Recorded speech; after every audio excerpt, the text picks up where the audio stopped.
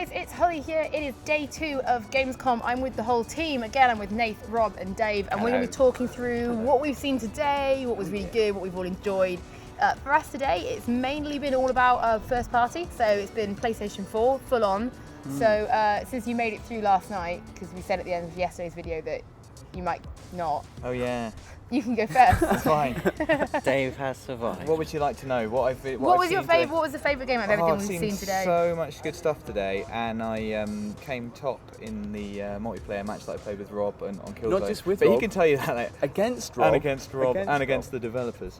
But no, I've really enjoyed. I just spoke with Nate Fox from Sucker Punch about Infamous Second Son, and we had a little behind-the-scenes look at some secrets, and it's looking amazing. Is the secrets like how handsome is Troy Baker? He told us a secret code, didn't he? He did, yeah. Yeah, I can't remember what it was. Whispering secret codes. Up, down, down, left, right, left, right. Yeah. That's not secret anymore, mate. No, I know. I don't know if he knew we were. It's no longer a secret. It's a secret code. He must have been joking. I'm assuming he was joking, because I bet. otherwise I'd just probably. But he did talk about Troy. That was real, though. He talked about. He Troy did talk Baker. about Troy Baker, and we found out that his brother is Delson Rowe's brother is played by Troy Baker's best friend, and they have incredible chemistry. So that's going to be good to see.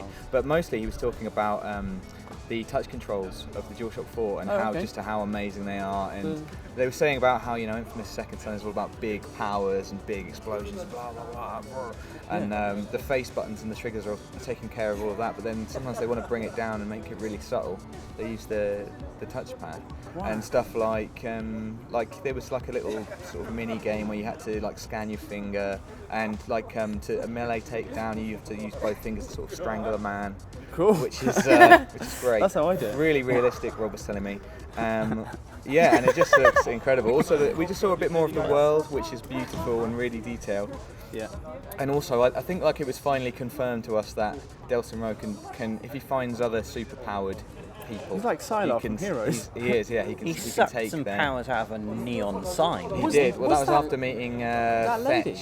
the neon lady. Was she all right? I don't know how she is. She all right? I mean, after she he's looked done pretty. that. Yeah, she didn't look very good in the trailer, did she? At the end. She became a cloud, but I think look how happy clouds In are. a way, that's beautiful. Yeah, a neon cloud. But yeah, I'm just really excited about that What game. about with the speed they were talking about, the way the game will detect how quickly you've released a trigger or how quickly you press a trigger? Yeah. It will dictate how quickly Delson Rowe does a certain action. Like if you're shooting and you quickly release a trigger, Delson will really quickly whip his arm back. Yeah, it's really instead of, contextual. They've done because the new triggers offer you so many more like options for how you use them because of the extra resistance and the length and stuff. They said they had to put in loads of work to figuring out what people were doing with to understanding that there's more than just it's not just on and off. It's like really. It can be used in loads of different ways, and quick and slow, and it's all contextual to what Delson does, and it's just good and it's great, and I'm really excited.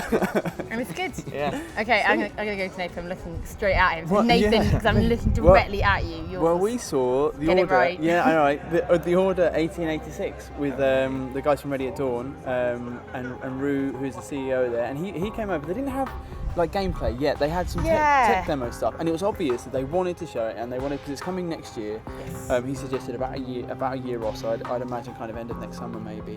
Unconfirmed. But what they showed us basically was like a load of holiday pictures, like from when they came to London. Literally showed us their holiday snaps from London. But not many people go to London and take 38,000 pictures, which is what the number of they stone. Yeah, exactly. of how dirt accumulates on bricks. But that's the kind of level of detail. They were basically talking to us about the tech that they've made, especially for the game, and how they can combine different materials.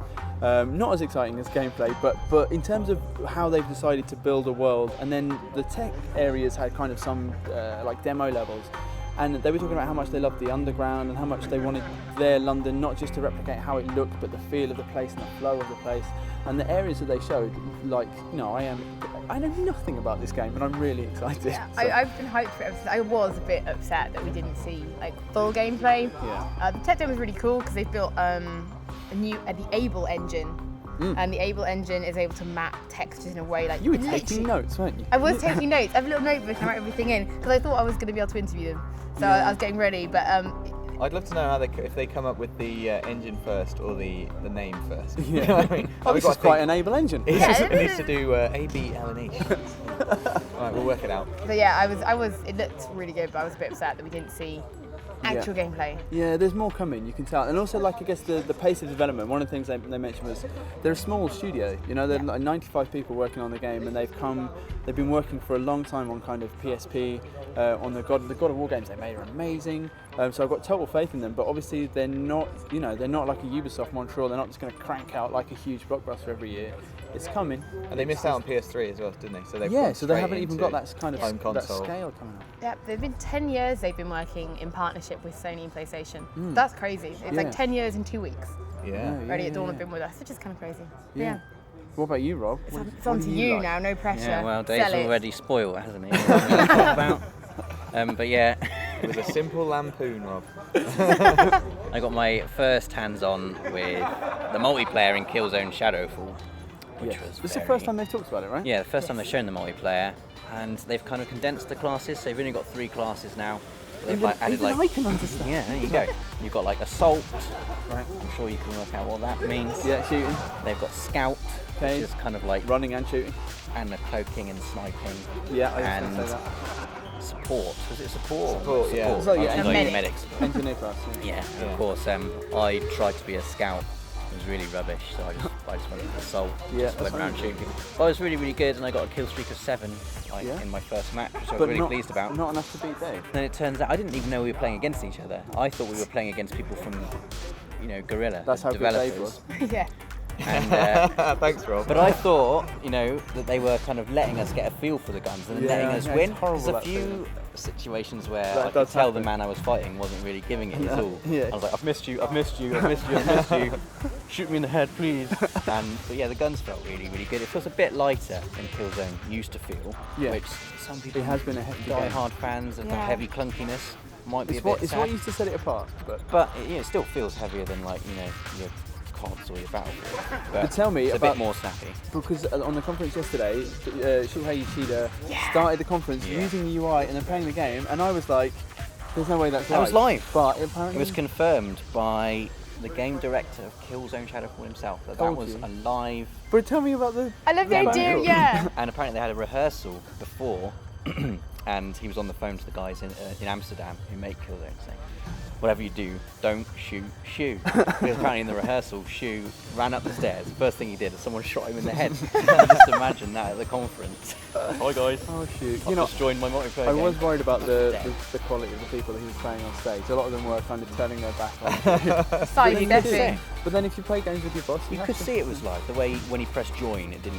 go straight into the game. I thought it was like loading a second pause in the game. It still showed how fast it was. How impressive was that? I know that yesterday. We didn't mention the UI last night. It was amazing. Really, really Yeah, no, good. we didn't. It literally, there's quite a few things we mentioned, but we would have been there all night if we mentioned everything. The UI did look really snappy. It looks really modern and yeah, I'm kind of looking forward to seeing more of it because the cross-media bar now, I'm just like, I've been seeing you for like a million years. I love you, XMB, but it's just not working, isn't it? Yeah, it's due an overhaul, and I like the look of the new UI. It takes some getting used to, I'm sure, especially for like hardcore fans who've been using PS3 forever. They'll be like, oh, it's changed. Yeah. But change is not always a bad thing. If it works, everyone's just going to be on board. If it works, it'll be great. What did you like today then, Holly? Can I just say one thing about Killzone? Yeah, sure. They cut me right up. Carry on. No, sorry. I just wanted to say this before we left. I was a Get on with it. You're saying it in your tone that suggests you're about to say, no, I beat Rob. No, Rob, we've covered that, and I'm sorry that you're quite upset about that. But no, they said that they've planned quite an extensive amount of DLC. But most excitingly, they said that they were going to be every map that they release, our post-launch will be free forever. Yeah. So they're going to give you free maps. Oh, and all the guns and everything is unlocked from the start as well. That's right. Yeah. Yep. Oh, which is it seems rare these days. Basic but rare, which is quite nice. People are still going back to that. What did I say? I interviewed Cerny, which was amazing. It was. I've always wanted to talk to this man. He has the most silky voice. Whenever he does press conferences, he was like penetrating eyes. Yeah. He was doing the presentation when we just sat there. Just tell us about that. Tell us all about that, Mark Cerny. No, we didn't even think it would be him because obviously he's lead system architect as well. So it'll never be him. We walked through much like today. I was like, it's Cerny. We need an interview. So we literally cornered him straight away. I was like, hi, I work for PlayStation. Can we interview you, please? We literally dragged him outside afterwards. He was very forgiving. Really, really cool with some really cool stuff about NAC. They announced co-op. but it's the kind of co-op because they want it to be, it's not a kids game, it's a game for everyone regardless. The co-op is like a little extra character that can drop in, drop out. Robo-Knack, basically you can like donate parts of him for health and whatnot. So if like, you were to play with someone younger, like really young, who's like just mashing the pad, that's fine, they can still run around, mash the pad and have a wicked old time while you carry on the game, it doesn't interfere. And Knack is just, it's... Be good for when I play with Dave. I was exactly Hey, well, you know, like, I was thinking the same. The frustration of being a parent, and if you've ever tried to play a Lego game with anyone under the age of 10, and you end up wanting, you know, like infanticide is on the card. So like having a little character running around, not my child. No, is it worse if I? Anyway. Yeah. So, but if they've got like a character, and your progression through it isn't tied to Robo-Knack, so they can just go around in little circles and do whatever. Perfect. Yeah. And then there's obviously the indie stuff, which is awesome. I was basically like kind of stalking the guys from Honey Sug because I'm in love with Hokum, and we did spot Shu going into the bathroom, and I almost sent Nathan with the camera because didn't have an interview with him. I was like, Shu, go! And then we decided actually that's just not cool. There's a line to cross, and chasing Shu into the bathroom with a camera, asking him questions about the PS4 is my line. But yeah, that is it, guys. That's our day 2 wrap up. Tomorrow we're taking a much deeper look at third party, so all the other publishers that are coming to PlayStation 3, 4, and Vita. So yeah, don't forget to tune into the YouTube channel to see everything we've got from Gamescom.